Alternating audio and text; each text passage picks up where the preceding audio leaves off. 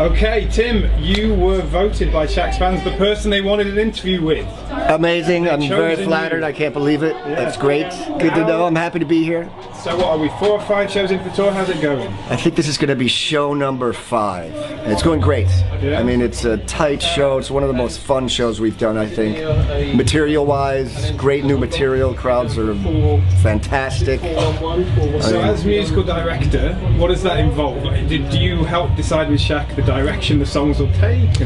Yeah, I mean, we work on it together, and we have a few other people involved as well, and what we do is we kind of go into sort of a pre-production mode before the tour, and we kind of hash out all the arrangements. We bring some specialty people in to help us out as well. And we'll go through each song, and Shaq will have a vision of how she wants to approach the song. I want to do this one this way. Like we've mixed things up quite a bit on a few songs, and we've extended things, and there's like sections where she dances more, so you almost make like a massive album before the tour. So you pretty much like create this show in theory, and then while we're doing music as well, like we're in a multi-room facility, so Shaq's working on choreography in one room, she comes back up to check on the music, we're working on the music, she says yes, no, whatever, back to choreography, and then so we build like the basics of the show, and then as I bring the band in, I send everyone the music to learn it, then they come in and we pretty much just replicate all that stuff live. But really the only way to put it together without spending endless amounts of time with everyone in the same room is to just kind of get a small group like Shaq and myself or someone else maybe, and build the arrangements ahead of time. And you're coming up 20 years working with Shaq, is that right? Yes. How did you start?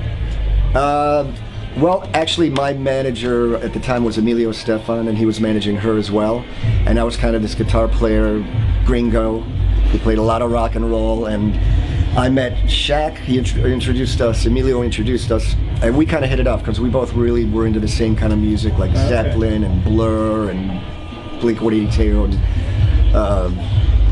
Radiohead, a lot of alternative stuff that other people in Emilio's camp weren't really that into, it wasn't their forte, but for me it was. So this Latin artist who was very interested in the things, the same music I liked, so it was great, and we hit it off as great friends, and it's been fantastic. She's like my sister for half my life, half her life. Co-wrote and co-produced Whenever as well, yeah. Which is obviously. Do you remember the small and humble line coming up? Of course. I mean, that's probably arguably her most famous line. Well, the small. I'll tell you that line, I mean, interestingly enough, I kind of tried to steer her away from that line. Oh, really? But she was into keeping it, and God bless her, she was right. I mean, like, I was more of a traditional songwriter, so I'm like, I don't know about this one, but I always leave it up to the artist. The artist writes and they want to stick to it, they're the storyteller. Yeah. So she's telling the story, and she definitely told it and sold it like mad, but I remember, putting that together. It was kind of just we were kind of doing like a Men at Work kind of concept, and with this sort of Andean flute idea that she came up with, and I had this progression, this idea. And it came together, and the fact that it became a big hit was never really planned. It wasn't, we're not even supposed to be the first single. Right. It was one of those songs that sometimes you don't pay a lot of attention to. It just kind of bubbles up to the surface, and then at the end of the album, you're like trying to pick the single, and you always thought it was this song, and then suddenly people are like, well, what about this one? Okay. So that's what we did. She wrote the Spanish lyrics originally, and then we did an English version of it. And it just happened to you've been with her on all the tours ever since. That's a lot of tours. And before, yeah. How do you feel this tour's comparing to those ones? This is probably our most streamlined tour. Tightest. A lot of great people involved, all the top people. Production value is huge, and there's like more production than we've ever carried, I think, as far as lights and lasers. And how does it feel, because you've got dozens of shows to come, how do you feel at the start of the tour when you've got so much ahead of you? Is it sort of exciting or overwhelming, or? No, it's great. I mean, the thing is, you rehearse for so long to get everything perfect. And those are like 12, 15-hour days for, 2 months. So once you're sick of rehearsing, to actually be able to play in front of a crowd that's the you know, the payment right there. You know, that's when it comes together and you're like, oh, thank God. I mean, doing shows and touring is great. Rehearsing is a little more, you know, This is the fun. a little more arduous. This is the fun part, exactly. And I hope we add more shows. I hope we keep going. Any show you're particularly looking forward to? Any crowd that you know from over the years is always a good crowd?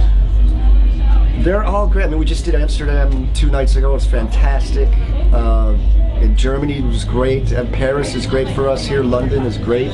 Latin America is like another level in a certain way because all her older songs that are in Spanish, they know every word, and it's like a really loud audience singing along with everything. So, and they're bigger venues there. And finally, is there a favourite part of the show? Which bit of the show do you look forward to? God, there's a lot of moments. There really are. You know, usually in a show, it starts off like, hey there, buddy. Usually anything he's involved with, I'm kind of like, not sure. that Yeah, into, understandable. you know. This kid's alright, man. He's alright. But it's funny because He is alright. it has to say that. Albert and I have been together since before Shaq and I were together. Yeah, years ago. But a lot, you know, every tour kind of like, you know, has its start and then kind of a dip and then the finish. And this one to me is like a lot more consistent all the way through. You know, so for me, the top of the show is always like super fun because that's when you're pumped and that's when the audience is pumped. And there's really no dip, you know, it's great. And before we actually did the first show, we were thinking to ourselves, and Shaq and I were talking, it's like, is it too long? Is the show too long? I don't know. Once we get a crowd, you know, in front of a crowd, and I remember after we did the first show, I grabbed her right after, and I was like, man, it felt super short. And she said, yeah, man, totally. Because we were thinking, what could we cut? What should we take out? And, you know, we kind of agreed, like, let's see how it feels on the first show, and then we can address it from there. So it came out great. It worked out to be perfect. Hey. Good times, thank you very much. Good to talk to you. Cheers.